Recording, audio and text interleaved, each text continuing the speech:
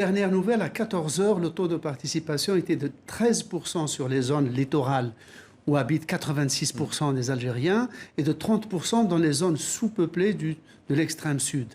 C'est effectivement ce taux de participation. Néanmoins, quoi qu'il soit, ce référendum, cette constitution va être adoptée parce qu'il suffit qu'il y ait 50% de oui pour que le projet soit adopté. Et ceci, quel que soit le taux de participation, aussi bas soit-il. Alors cette révision était le projet phare du président Tebboune. Or, Slimane, il n'était pas là. Oui, et ça c'est une première dans l'histoire algérienne, pourtant riche en turbulences de tout genre.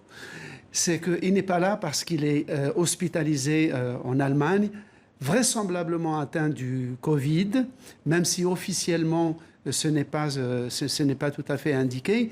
Et donc cette constitution devait être dans l'esprit du président Tebboune et dans le pouvoir en place, elle devait être le couronnement de tout un dispositif qui devait neutraliser le Hirak en l'absorbant.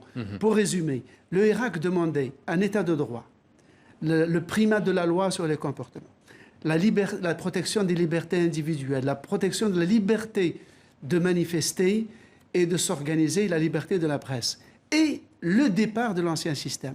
La réponse a été, l'ancien système, nous allons en mettre devant les tribunaux les gens les plus impopulaires, ce qui a été fait. Il y a 2 anciens premiers ministres en prison, des généraux, des responsables des services secrets. Donc nous allons les mettre en prison et tous les droits que vous avez réclamés, nous allons les mettre dans la Constitution, mais on ne changera pas radicalement le système. C'est pour ça que certains qui ont peur pour la stabilité du pays vont voter, mais que les autres pensent qu'il s'agit juste d'un simple ravalement de façade.